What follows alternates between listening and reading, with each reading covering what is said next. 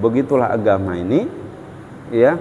Apa sesuatu yang dilarang oleh Allah Subhanahu wa taala itu ada tantangannya dan kadang tidak sesuai dengan akal pikiran kita.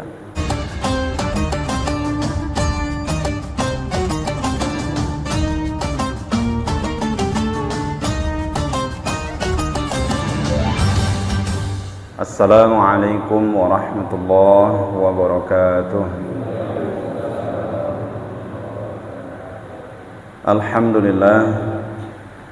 Alhamdulillahilladzi an'amana bi ni'matil iman wal islam. Asyhadu an la ilaha illallah wa asyhadu anna sayyidana Muhammadan 'abduhu wa rasuluh. Radina billahi rabban wa bil islam dinan wa bi Muhammadin nabiyyan wa rasulan. Rabbi shrah li sadri wa yassir li amri wahlul 'uqdatam min lisani yafqahu qawli wa yafqahu qawli. Bapak Ibu hadirin wal hadirat, shaimin wa shaimat, bersyukur kita kepada Allah Subhanahu wa taala karena masih diberikan kesempatan usia dan kemudian diberikan kelapangan rezeki, dianugerahkan kesehatan dan kemudian keimanan kita kepada Allah Subhanahu wa taala. Selalu kita bertahmid kepada Allah Subhanahu wa taala, alhamdulillahirabbil alamin. Dan kemudian selawat serta salam kepada baginda Nabi Muhammad sallallahu alaihi wasallam. Allahumma shalli ala sayyidina Muhammad. Semoga kita mendapatkan syafaat beliau di yaumil mahsyar kelak. Amin rabbal alamin. Bapak Ibu rahmati Allah sekalian, tidak terasa kita sudah masuk di pertengahan bulan Ramadan. Begitu banyak insyaallah rangkaian ibadah yang sudah kita lakukan sejak awal Ramadan sampai saat ini, dan mudah-mudahan demikianlah sampai akhir Ramadan, sehingga kita upayakan Ramadan tahun ini lebih baik daripada tahun yang lalu yang pernah kita lewati, sehingga dia tidak menjadi rutinitas kita belaka. Kita lewati begitu saja dengan aktivitasnya tanpa ada satu hal yang kita tingkatkan, baik kuantitas maupun kualitas ibadah kita pada kesempatan Ramadan kali ini. Izinkan pada kesempatan yang berbahagia kali ini, hadirin wal hadirat, kembali kita akan menyampaikan kajian tentang hadis arba'in Imam An-Nawawi. Tajuknya berkaitan tentang segala kebaikan adalah sedekah, atau hal-hal yang berkaitan tentang kebaikan yang patut kita jaga amalan ini, terutama di dalam bulan Ramadan ini. Di mana hadis ini diambil dari Abi Malik, an Abi Malik Al-Harith bin Asim Al-Ash'ari radhiyallahu anhu qala qala Rasulullah sallallahu alaihi wasallam at-tuhuru syatrul iman. Ini ada hadis yang lain mungkin pernah seperti hadis, tapi sebenarnya ulama mengatakan hadis itu bukanlah hadis. An-nazafatu minal iman, hampir-hampir mirip. Mungkin ini sebagai satu ungkapan hikmah saja, akan tetapi yang ditemukan dalam periwayatan hadis adalah apa yang barusan kita dengar tadi. Ini hadis ke-23. At-tuhuru syatrul iman. Bersuci itu bagian dari iman. Walhamdulillahi tamla'ul mizan. Dan ucapan alhamdulillah itu memperberat timbangan kebaikan. Tamla'ul mizan. Tamla'u ini artinya mengisi. Tapi mengisi itu sehingga kemudian berat timbangannya. Tentunya adalah timbangan kebaikan kita nanti saat yaumul hisab. Saat Allah Subhanahu wa taala akan hitung berapa banyak jumlah amal kebaikan kita. Wa subhanallah, dan ucapan subhanallah, walhamdulillah, dan juga alhamdulillah ini tamla'ani keduanya itu akan memenuhi ma bainas samawati wal ardi, antara langit dan bumi. Jadi ketika seorang mengucapkan subhanallah walhamdulillah, ini seakan-akan dia memenuhi kebaikan-kebaikan, maksudnya ma bainas samawati wal ardi, begitu banyaknya, karena jarak antara langit dan bumi itu begitu jauhnya, sehingga ketika seorang itu berzikir subhanallah walhamdulillah, ini memenuhi kebaikan-kebaikan, itu memenuhi antara langit dan bumi. Wassalatu nurun, dan salat yang dilakukan seorang hamba itu menjadi nurun, cahaya. Wassadaqatu burhanun, dan sedekah itu adalah burhan, yaitu bukti yang nyata. Wassabru dhiyaun, dan kesabaran itu adalah pelita. Wal Qur'anu hujjatul laka aw 'alaika, dan Al-Qur'an itu adalah hujjah atau argumen yang membela atau menuntutmu. Jadi semua orang berusaha, kullun nasi yaghdu, kullun nas, setiap manusia, yaghdu ini dalam bahasa Arab artinya orang yang keluar pagi-pagi hari. Al-ghudwah, ghudwah ini adalah orang yang keluar dari rumahnya pada pagi hari. Faba'i'un nafsah, maka ada yang menjual dirinya, mempertaruhkan dirinya. Famu'tiquha aw mubiquha, maka ketika seorang itu mempertaruhkan dirinya, ada orang yang beruntung dan juga ada orang yang merugi.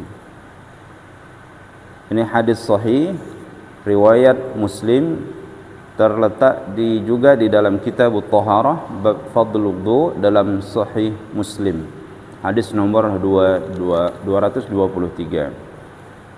Bapak Ibu hadirin wa hadirat rahmati Allah sekalian, kita bahas yang pertama adalah at-tuhuru syatrul iman, bahwa bersuci itu bagian dari iman. Ada perkataan lain yang semisal dengan at-tuhuru ini, yaitu at-tahuru dengan ta, huruf ta itu berbaris atas, at-tahuru. Dalam hadis ini dhammah. Apa bedanya antara at-tahuru dengan at-tuhuru? Kalau at-tuhuru ini, Bapak Ibu rahmati Allah sekalian, adalah perbuatannya, perbuatan bersuci, itu namanya at-tuhuru. Sedangkan at-tahuru itu adalah alat bersucinya, air, tahurun ma'uhu. Jadi tahurun itu adalah dia bisa menyucikan, suci dan menyucikan, itu tahurun.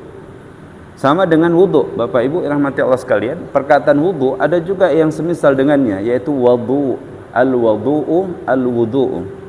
Kalau al-wudu perbuatannya, ngambil wudu, kita berwudu, nah itu wudu. Apa pula al-wudu? Al-wudu ini adalah alat untuk bersuci. Al-wudu'u, apa itu? Bisa saja air, bisa batu, atau alat yang lain pengganti batu, itu dikatakan al-wudu. Dan mungkin dengan inilah kemudian, kalau di Sumatera ini kurang terkenal dengan namanya waduk. Kalau di Jawa ini banyak waduk. Mungkin bisa jadi diambil dari situ. Filosofinya adalah waduk ini berkumpul di sana banyak air, sehingga air itu bisa digunakan untuk bersuci dan manfaat yang lain. Gitu. Bisa jadi gitu. Apa asal muasal dalam bahasa Jawa, Pak? Waduk. Jadi kolam gitu ya, kolam yang luas. Jadi orang Jawa ini ada hubungannya dengan Arab nih, Pak. Dia pakai bahasa Arab. Waduk. Ya. Begitu juga sahur. Ada as-sahur, ada as-suhur. Kalau hadis Nabi mengatakan as-suhur, inna fis suhuri barakah, gitu. Di dalam sahur itu ada keberkahan. Walaupun kita minum setengah air, seteguk air, atau satu biji kurma, tapi di dalam sahur itu ada barakah. Itu dalam hadis Nabi SAW. Jadi walaupun sekuat kita, aku udah kenyang, minimal dia minum air putih, air hangat atau apa, atau kemudian kurma 1 biji atau buah yang lain. Itu as-suhur itu adalah perbuatan melakukan sahur, itu as-suhur. Tapi as-sahuru itu adalah apa yang dimakan, dijadikan menu dalam suhur itu. Bisa nasi, apa yang kita makan lah, itu sahur. Ya, ini dari segi perkataan, pemahaman kata. Jadi al-tuhuru syatru iman. Perbuatan kita bersuci itu adalah merupakan bahagian daripada iman. Pertanyaannya, bagaimana bersuci itu bisa dikaitkan dengan keimanan? Para ulama mengatakan memang kalau seorang bersuci itu tandanya dia beriman kepada Allah Subhanahu wa taala. Kenapa? Karena di sana ada perintah kita untuk bersuci. Wa thiyabaka fatahhir. Itu kan? Salah satunya adalah maka hendaklah bajumu itu fatahhir, dibersihkan, fatahhir. Itulah salah satu dalil kita diwajibkan untuk bersuci, menyucikan pakaian kita. Karena kalau orang bersuci biasanya dia akan melakukan ibadah. Sangat jarang orang yang kemudian dia bersuci dan kemudian tidak melakukan ibadah. Karena dalam bersuci itu adalah kaitannya dengan ibadah kita. Apa Pak Ustaz beda dengan bersuci dan cebok? Dia sama-sama cebok, tapi bisa jadi ceboknya nggak bersih. Akan tetapi at-tuhuru itu harus sampai dia suci dan bisa dibawa ke sholat. Jadi pakaian begitu juga dicuci tapi ada yang tidak bersih, dicuci tapi masih dalam keadaan tidak suci, tidak bisa dibawa sholat. Tapi walaupun terkadang dalam pandangan kita pakaian itu kotor, tapi kalau seandainya dia tohurun, dia suci, maka dia bisa dibawa sholat. Ada hukumnya, nampak ada pakaian bersih zahirnya, tapi kemudian ada cipratan air seni di dalam pakaiannya. Walaupun kelihatan rapi, digosok, bersih dalam zahir pandangan kita, akan tapi itu tidak dapat dibawa ke dalam sholat dan ibadah kita. Akan tetapi ada pakaian yang mungkin agak lusuh, belum digosok, tapi bersih, tidak ada najis yang melekat di dalamnya. Ada agak lumpur, kotor gitu. Apa hukumnya kalau lumpur melekat ke pakaian? Apakah boleh dibawa dalam sholat? Maka hukumnya boleh kalau lumpurnya tidak bernajis. Kalau lumpurnya suci, maka dibolehkan. Tapi nggak mungkin kita datang ke masjid dari sawah, lumpur-lumpur masuk dalam masjid. Ya Pak ya, nggak wajar juga. Seandainya pakaian kita demikian, tidak ada satu najis pun yang melekat, maka kemudian pakaian itu bisa digunakan untuk beribadah. Gitu. Dan bagaimana caranya kita memastikan bahwa sesuatu itu terlepas dari najis? Minimal ada 3 ciri kalau seandainya benda sesuatu itu terkena najis. Yang pertama, kita pastikan baunya. Ini baunya, pesing enggak? Nah, kalau pesing ini udah jelas ini ada terkena najis. Kemudian dari warnanya berubah enggak? Itu paling tidak 2. Satu lagi rasa. Kalau rasa ini, kalau sesuatu benda kan nggak mungkin kita rasain.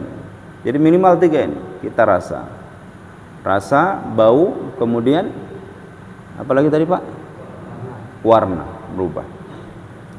Warna tentunya bukan warna yang, tentu warnanya menunjukkan najis. Gitu. Jadi kalau misalnya 3 ini ada melekat, maka najis lah itu. Ragu kita Pak, maaf, setelah kita buang air kecil, kemudian kayak ada keluar dikit, ya. Kemudian kita resah, biasanya begitu Pak. Kita kalau ragu itu kita resah, sesuatu yang ragu kita akan resah. Bagaimana cara Ustaz? Kita pastikan balik lagi ke kamar mandi, kalau bisa maaf mungkin kita bau, kita coba cium. Kalau dia nggak ada, walaupun rasa kita ada tapi tidak ada baunya, maka selamatlah itu. Maka dia tetap bersih, boleh dipakai. Sehingga kemudian itu sesuatu yang memastikan diri kita bahwa apa yang kita pakai itu bersih. Gitu.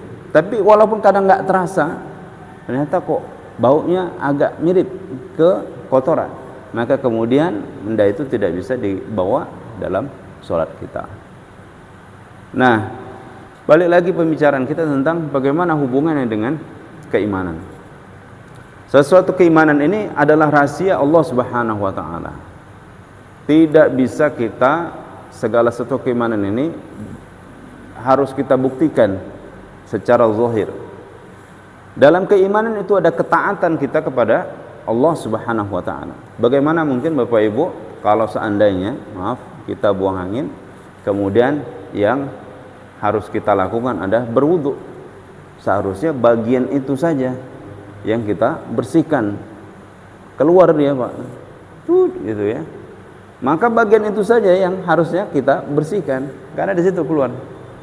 Seharusnya. Tapi kenapa kemudian itu membatalkan wudu dan kemudian kita berwudu? Dan wudu yang kita lakukan, apa yang kita lakukan? Minimal sebagai rukunnya tercantum di dalam Al-Qur'an Al-Karim bahwa kalau tangan ini sunnah. Yang wajib 2 wajah. Bagaimana yang keluar dari bawah tapi ini bakso di atas, Pak? Ya kan? Apa hubungannya? Hubungannya adalah ketaatan kita kepada Allah Subhanahu wa taala dan contoh baginda Nabi sallallahu alaihi wasallam. Itu dia. Karena enggak logis, enggak masuk akal. Kok iya buang air tapi kok yang dibasuh muka, tangan. Enggak keluar apapun di muka kita ini. Enggak keluar juga dari tangan kita ini, kaki kita. Akan tetapi itu pula yang dibasuh, anggota wudu. Buang air besar begitu juga, kan cukup. Kok bisa membatalkan wudu? Begitulah agama ini mengatur kita. Apakah kita tunduk kepada Allah Subhanahu wa taala atau mendahulukan akal kita? Nah, kalau begini kan enak gitu. Agama itu sudah ada yang diatur. Ada namanya tauqifi. Tidak bisa diganggu gugat. Pak Ustaz, sholat subuh 2 rakaat, saya kuat pagi nih, enggak cukuplah 2 rakaat. Kalau orang ngantuk, saya enggak ngantuk subuh. Boleh enggak Pak Ustaz 3 rakaat? Boleh enggak Pak? Enggak boleh, enggak sah. Kenapa? Karena tidak sesuai perintah Allah dan contoh baginda Nabi sallallahu alaihi wasallam. Rukuk misalnya. Rukuk ini ke depan nih, Pak. Allahu akbar. Ada sahabat kita ini guru silat, Pak. Guru silat karate.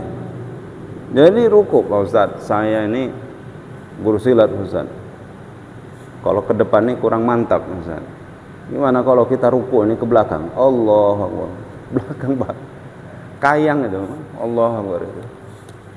Walaupun sehebat apapun dia lakukan itu, tapi kalau seandainya tidak disuruh Allah Subhanahu wa taala, maka apa yang dilakukan itu tidak sah. Hebat dia. Ada pula bukan hanya balik, salto dia. Tuh Allahu akbar. Tak boleh salat. Tidak ada contoh dari Nabi sallallahu alaihi wasallam. Itulah keimanan di sana. Dalam keimanan ada ketaatan kita kepada Allah Subhanahu wa taala.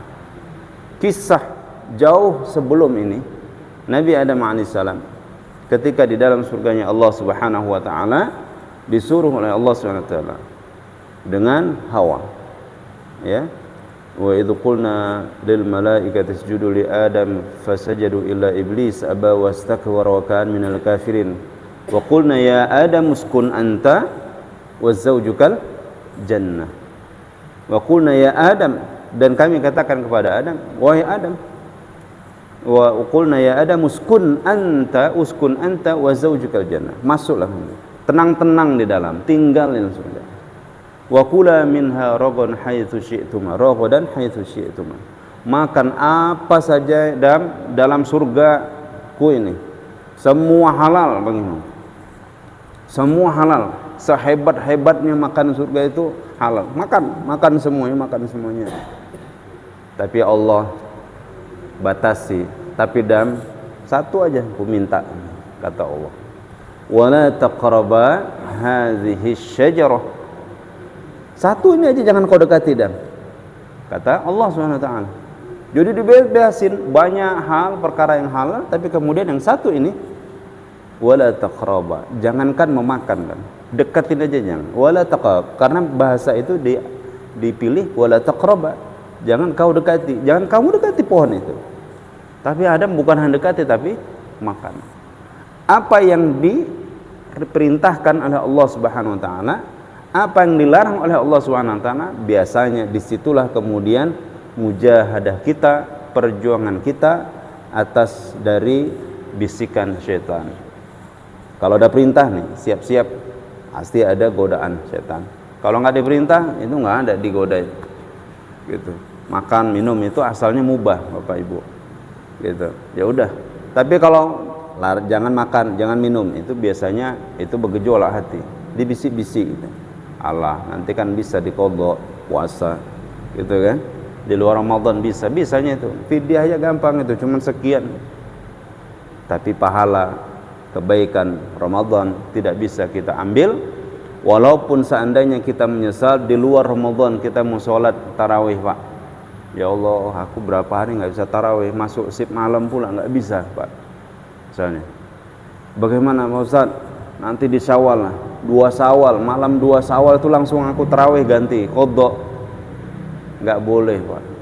Tak bisa. Karena tarawih itu hanya khusus dalam amalan bulan Ramadan. Di luar nggak bisa qadha. Kalaupun mau menimpali, mau menggantinya, tapi tidak dinilai tarawih namanya. Qiyamul lail saja. Tahajud malam 4 rakaat. Ustaz, 23 pun jadi. Enggak apa-apa. Tapi nanti dinilai dia bukan sholat tarawih tapi sholat sunnah. Qiyamul lail. Bapak Ibu rahmati Allah sekalian, begitulah agama ini, ya. Apa sesuatu yang dilarang oleh Allah Subhanahu wa taala itu ada tantangannya dan kadang tidak sesuai dengan akal pikiran kita. Apalah manfaat dari syajarah itu, pohon itu? Mungkin tidak memberikan manfaat, juga tidak ada mudaratnya. Kalau seandainya didekatin aja kok nggak boleh gitu. Gitu ya. Akan tetapi di sana ada ketaatan kepada Allah Subhanahu wa taala. Dan ketaatan ini tak nampak dia Bapak Ibu yang mati Allah sekalian, karena dia bagian daripada keimanan kita kepada Allah Subhanahu wa taala.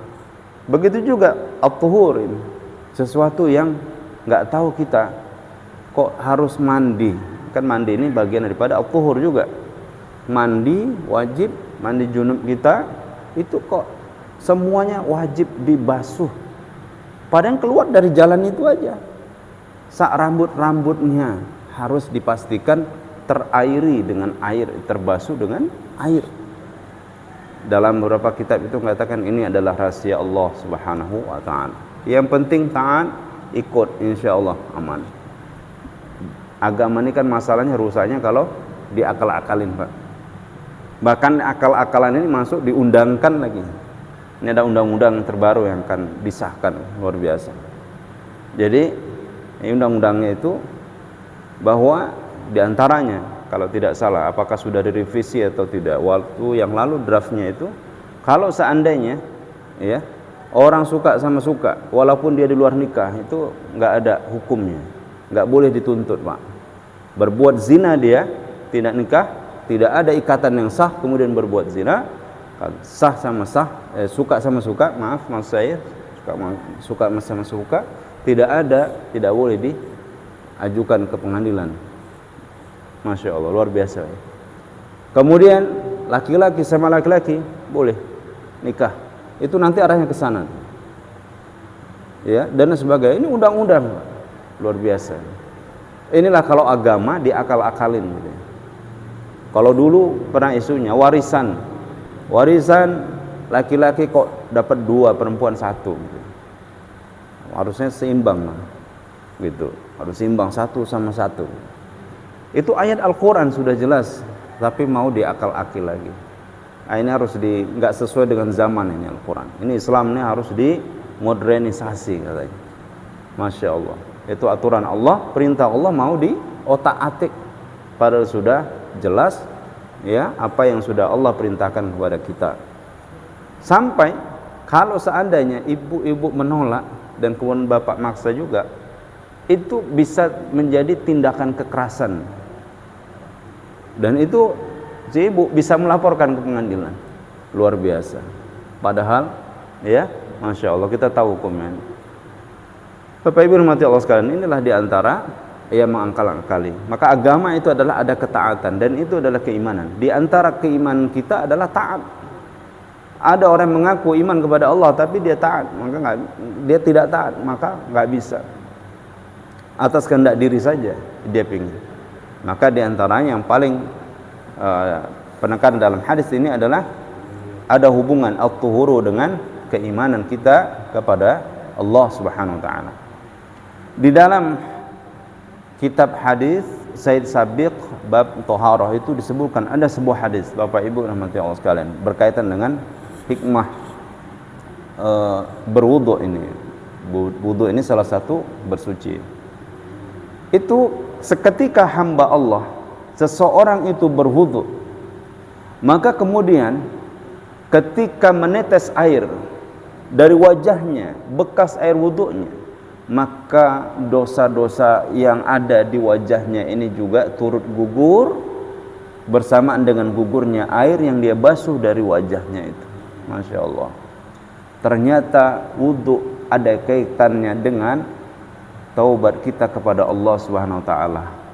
Kalau taubat atau istighfar itu ucapan lisan, tapi at-thaharah ini, wudu itu adalah penghapus dosa-dosa kita melalui cara dengan ibadah, dibasuh muka. Makanya ada ulama yang coba, walaupun sebelum ketemu hadisnya, doa ketika kita membasuh wajah, doanya Allahumma bayyid baydi ya yauma tabyadul wujuh. Ya Allah, cerahkan wajah ini, berserikan dia, jadikan wajah ini berseri.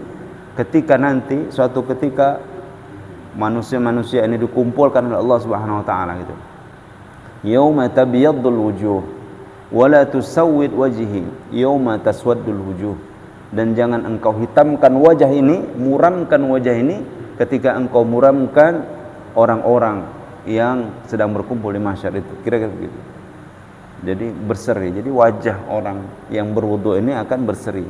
Walaupun tak nampak-nampak kali kita cerah berserinya orang yang berwudu ini, akan tetapi malaikat penduduk langit itu mengetahui, melihat, oh ini wajah-wajah berseri itu.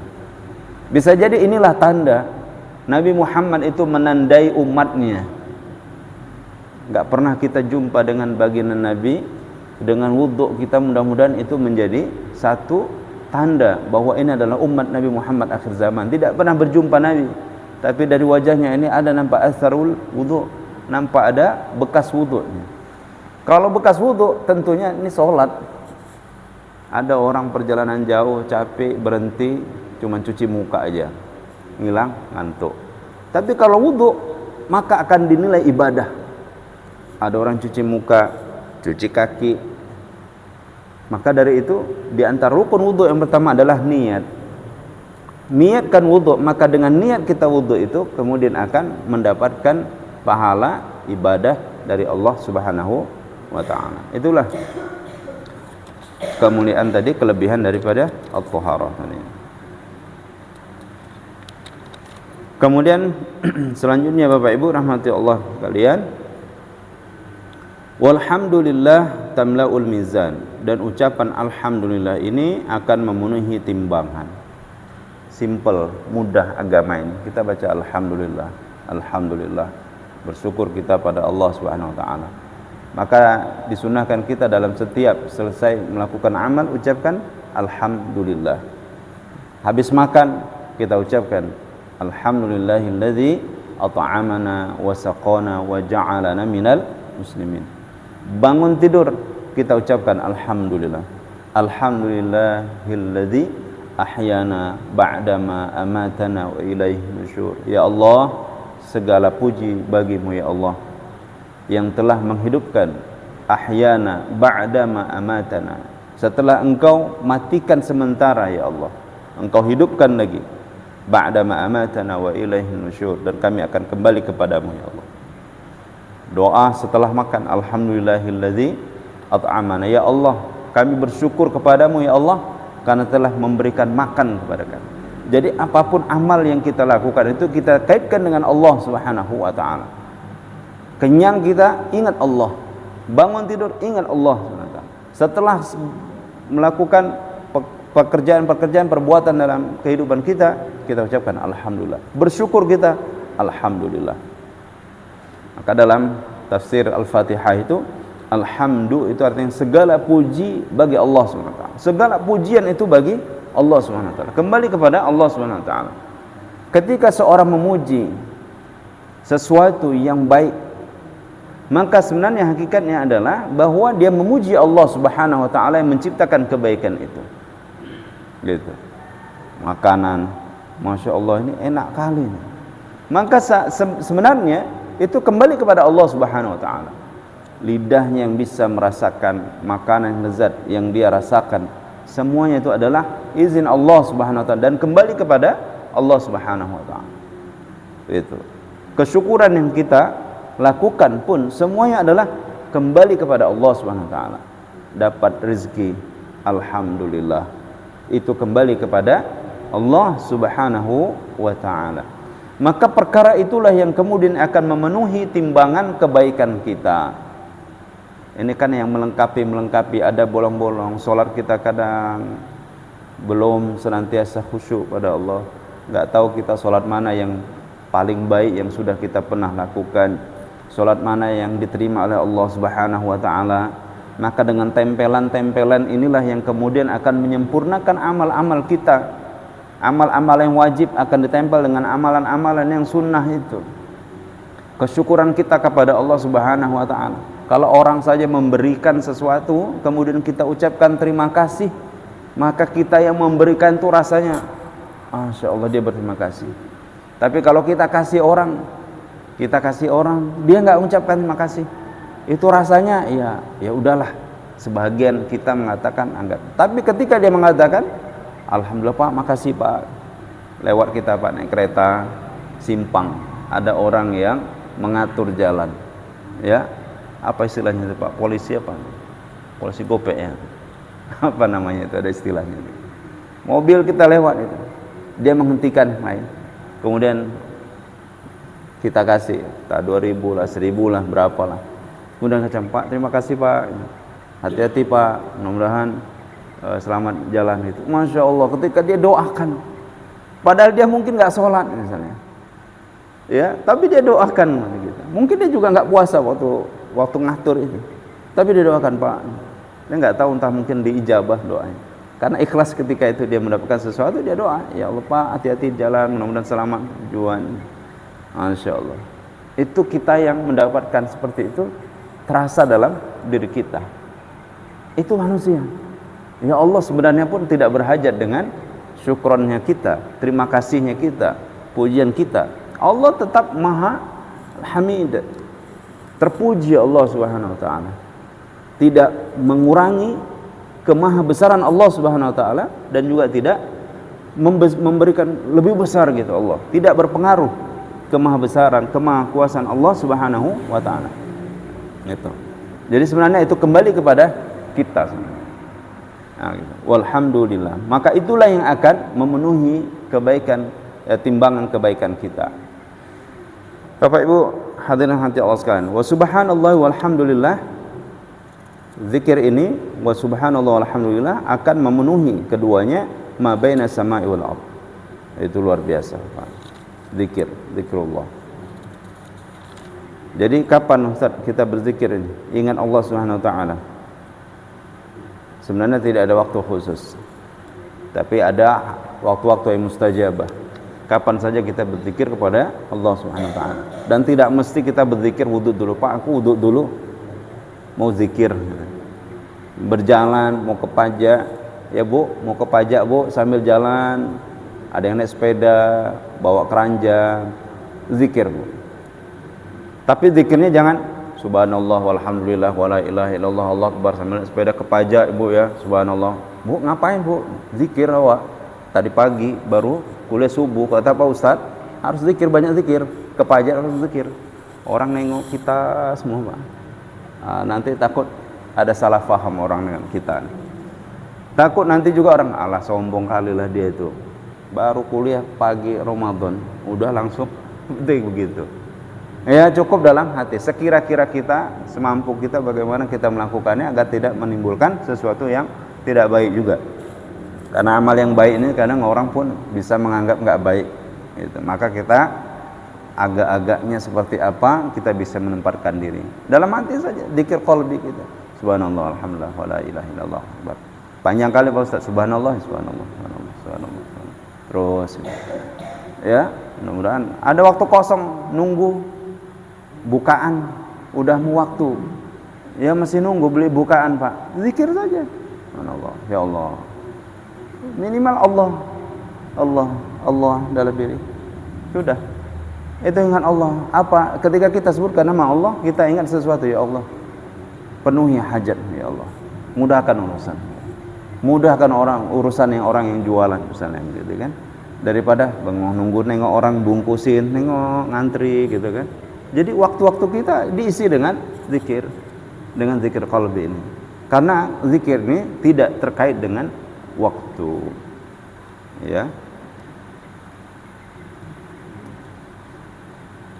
Jadi dalam sebuah riwayat At-Tirmidzi dikatakan bahwa tasbih dan takbir, zikir yang lainnya subhanallah kemudian Allahu akbar ini memenuhi langit dan bumi. Dalam riwayat Tirmidzi mengatakan tidak ada penghalang antara la ilaha illallah dengan Allah hingga sampai kepadanya, dan banyak hadis yang lainnya. Abu Sa'id radhiyallahu dan Abu Hurairah berkata bahwa Rasulullah sallallahu alaihi wasallam bersabda, sesungguhnya Allah Subhanahu wa taala memilih 4 kalimat, subhanallah, alhamdulillah, la ilaha illallah, Allahu akbar. Barang siapa mengucapkan subhanallah maka akan dicatat baginya 20 kebaikan, subhanallah 20, dan akan dihapus darinya 20 kejelekan. Masya Allah.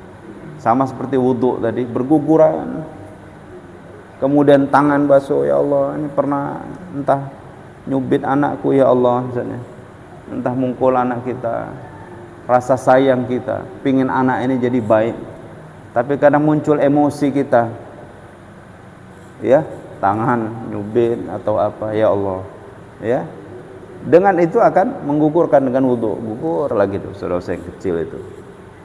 Begitu juga la ilallah tadi, subhanallah tadi 20 dapat kebaikan, 20 kejelekan akan dihapuskan oleh Allah SWT. Siapa yang mengucapkan Allahu Akbar maka akan mendapatkan hal yang sama juga. Masya Allah, kan mudahnya. Siapa yang mengucapkan la ilaha illallah akan mendapatkan hal yang sama juga. Barang siapa yang mengucapkan alhamdulillah akan mendapatkan hal yang sama. Subhanallah walhamdulillah wa la ilaha illallah Allahu akbar. 4. 20 kali 4 berapa, Bu? 20 kali 4 80. Iya, Bu ya. Ibu ini kalau ngitung-ngitung pandai Ibu ini. 20 kalau kali-kali nih. 20 kali 4 Ustaz. 80. Nah, 80 kebaikan, kemudian 80 keburukan kita, kejelekan kita, dosa kita akan digugurkan, dihapuskan oleh Allah Subhanahu wa taala. Subhanallah walhamdulillah wala ilaha illallah. Apalagi Pak Ustaz dalam bulan Ramadan ini, Masya Allah, banyaklah zikir kita kepada Allah Subhanahu wa taala. Dan mendapatkan hal yang sama. Dan barang siapa yang mengucapkan alhamdulillah rabbil alamin maka akan dicatat baginya 30 kebaikan dan dihapuskan daripadanya 30 kejelekan. Hadis riwayat Ahmad, hadis sahih. Barang siapa yang mengucapkan kalimat-kalimat di atas dengan meyakini sepenuhnya apa yang diucapkan dan merenungi makna yang terkandung di dalamnya, maka akan mendapatkan pahala yang besar. Masya Allah, pahalanya besar. Itu yang terhitung, belum lagi yang tidak terhitung. Makanya kalau kita hitung rahmat Allah Subhanahu wa taala ini tidak ada habis-habisnya. Rasulullah SAW bersabda, tidaklah seorang hamba mengucapkan la ilaha illallah dengan penuh keikhlasan kecuali akan dibukakan baginya pintu langit sehingga ia bisa sampai ke arsy selama ia menjauhi dosa-dosa besar. Masya Allah, ikhlas dia. La ilaha illallah, la ilaha illallah. Masya Allah, itu luar biasa Pak zikir kita. Enggak hanya waktu wirid kita malam la ilaha illallah, atau subuh mungkin kita zikir, tapi dengan penuh keikhlasan kita kepada Allah. Ada yakin di sana, keyakinan kita kepada Allah bahwa tidak ada Tuhan selain Allah, tidak ada yang memberikan rezeki kecuali Allah Subhanahu wa taala, tidak ada yang dapat memberikan manfaat mudarat kecuali atas izin Allah Subhanahu wa taala, tidak ada yang memberi sakit kecuali Allah Subhanahu wa taala, tidak ada yang menyembuhkan kecuali Allah Subhanahu wa taala, tidak ada yang memberikan kelezatan, memenuhi kebutuhan kita kecuali itu semuanya atas izin Allah Subhanahu wa taala. Tidak ada masalah yang besar kecuali Allah Subhanahu wa taala menyelesaikannya. Semuanya kembalikan kepada Allah Subhanahu wa taala. La ilaha illallah. Semuanya balik kepada Allah Subhanahu wa taala. Tidak ada yang kita takuti kecuali Allah Subhanahu wa taala. Tidak ada yang kita ragui kecuali kalau ragu. Jangan ragu. Ya, tidak ada yang kita cintai, yang paling tinggi cinta kita kecuali cinta kita kepada Allah Subhanahu wa taala. Semua yang balik kepada Allah. Yang paling itu adalah milik Allah Subhanahu wa taala. Keikhlasan kita di dalam zikir la ilaha illallah, lisan kita, hati kita juga berzikir pada Allah Subhanahu wa taala. Maka kemudian pintu langit akan terbuka, arsy ini sampai kita bisa arsy. Artinya ketika itu kita berdoa kepada Allah Subhanahu wa taala, maka akan dibuka pintu dikabulkannya doa kita itu. Ya. Bapak Ibu hadirin rahmati Allah sekalian, dan kemudian tentunya dalam ayat Al-Qur'an disebutkan ala bizikrillahi tatma'innul qulub. Orang yang berzikir ini hatinya akan ya ditenangkan oleh Allah Subhanahu wa taala, dan tentunya dengan khusyuk ketika kita berzikir, tenang, dan kemudian ada akhlak kita ketika kita berzikir kepada Allah Subhanahu wa taala. Enggak sur-sur juga. Ya, tidak sur-suran, tapi dengan kekhusyukan kita kepada Allah Subhanahu wa taala.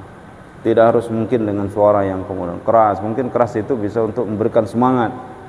Akan tapi yang paling penting sebenarnya zikir itu adalah sampai ke dalam hati kita, yang memberikan asar kemudian pada perilaku kita. Allah Subhanahu wa taala berfirman dalam surah Ar-Ra'd ayat 28, Allah berfirman artinya orang-orang beriman dan hati mereka menjadi tentram, dan dengan mengingat Allah, ingatlah hanya dengan mengingat Allah hati akan menjadi tentram.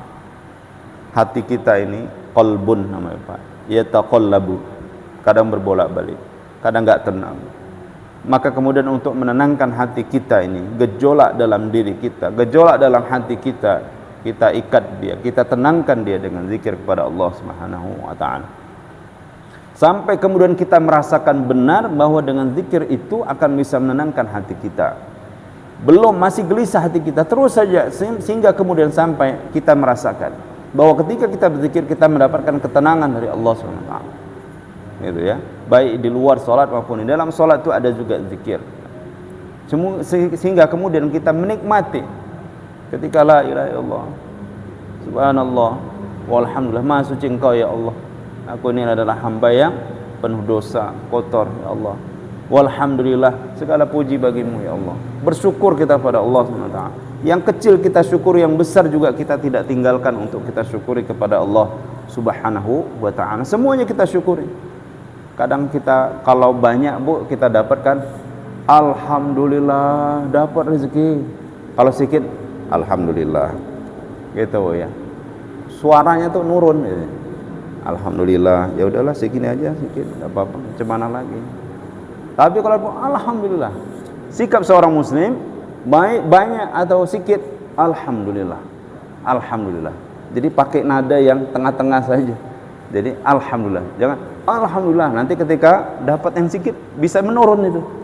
Jadi pasang nada yang alhamdulillah. Biasa aja. Dapat alhamdulillah. Bahagia dalam hati itu wajar.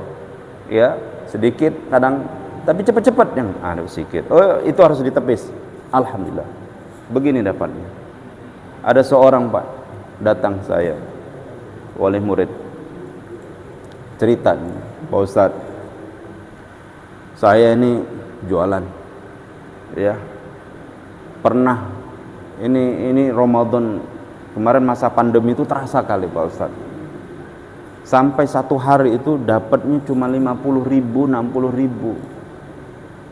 Dengan 50-60.000 ini nggak bisa untuk diputar lagi, Ustaz. Ada berapa hari terus begitu. Ya Allah, saya bilang udah balik kampung saja katanya, Pak Ustaz, katanya gitu.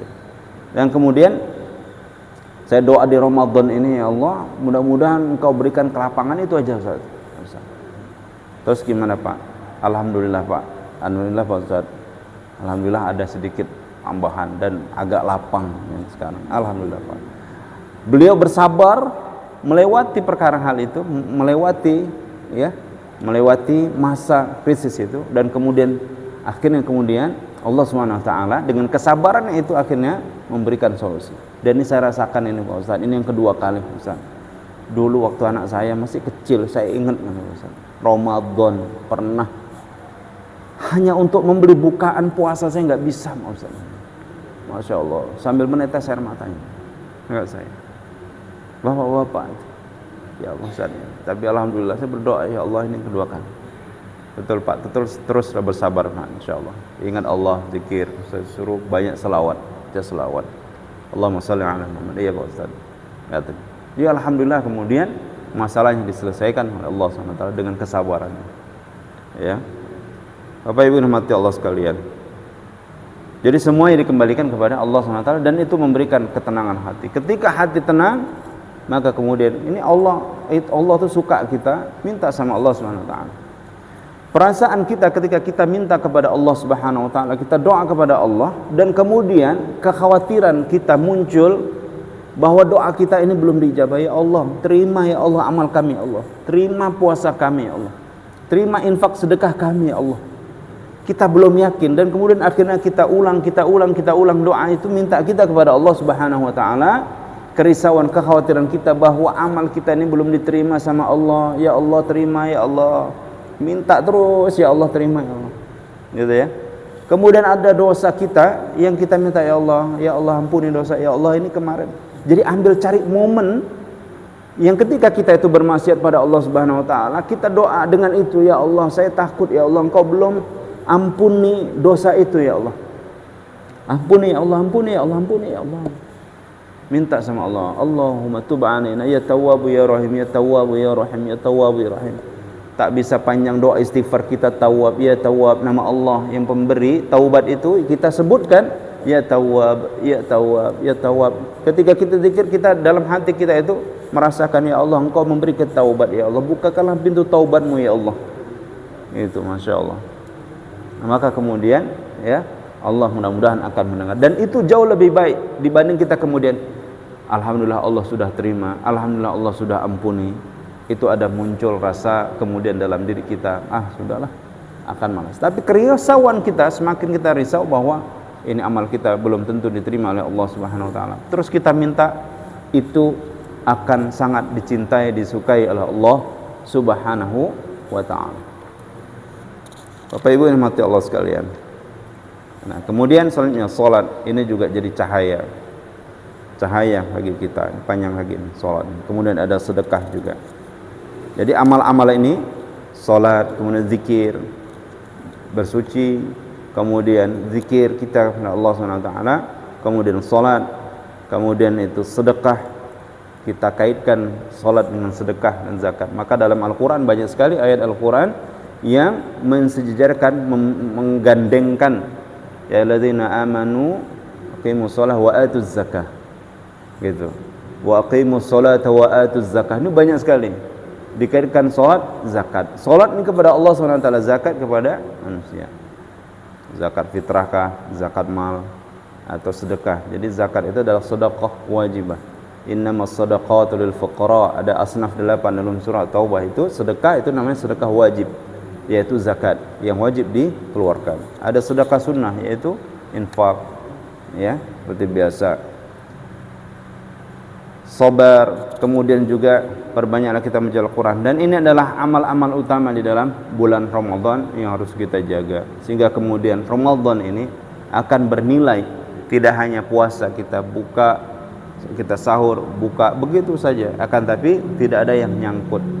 Kita kuatkan amal Ramadan itu dengan memperbanyak tadi, ya, menjaga diri kita agar bersuci. Karena amalan at-taharah inilah yang kemudian menjadikan Bilal bin Rabah itu mulia, sampai Nabi SAW pernah bertanya, "Ya Bilal, apa sebabnya engkau mendahuluiku masuk surganya Allah Subhanahu wa ta'ala?" Karena Rasul mendengar trompa, atau trompanya apa Pak? Selopnya Bilal bin Rabah di surga. Keletak, keletok. Ini kok kedengaran, ini Bilal kok udah duluan nih. Ditanya, "Bilal apa?" Kemudian Bilal mengatakan, "Ada ya Rasulullah. Apa mungkin karena ini ya Rasulullah? Ketika setiap aku azan, aku akan sholat 2 rakaat, dan kemudian ketika aku batal wudu, aku berhadas, kemudian aku wudu, melazimkan wudu." Kata Rasulullah, "Ya inilah mungkin karena ini memang betul engkau akan masuk surganya Allah Subhanahu wa ta'ala." Sebab menjaga dirinya tetap selalu dalam keadaan bersih, dan itu keimanan menunjukkan keimanan dia kepada Allah Subhanahu wa ta'ala, sehingga selopnya aja sudah sampai duluan di surga. Kalau udah sampai di surga, apakah orangnya itu nggak masuk? Kalau selopnya aja masuk, itu tentunya juga akan datang. Nggak mungkin orang masuk neraka, "Ya Allah, izin aku ngambil sholatku di surga dulu," gitu. Ya, masuk neraka. Enggak, kalau udah masuk surga ya sudah masuk, khalidina fiha abada, selama-lamanya. Kalau neraka mungkin dia bisa nanti masuk surga, tapi kalau sudah surga nggak bisa balik lagi ke neraka. Rindu dulu pernah dicuci dulu, kok pengen masuk, enggak, ini udah di surga. Ada cerita kisah orang yang terakhir masuk surga ini, Masya Allah. Terakhir orang yang masuk surga setelah dicuci itu, Masya Allah, lihat terasnya surga saja sudah terpana. Sudah lihat ketika dia dimasukkan, serambinya surga saja, dan lihat di dalamnya. "Ya Allah, kalau begitu aku mohon ya Allah, masuklah aku di surga itu, ke sana ya Allah." Betul ya, aku masukkan sana ya, udah itu aja mintanya ya, nggak yang lain gitu.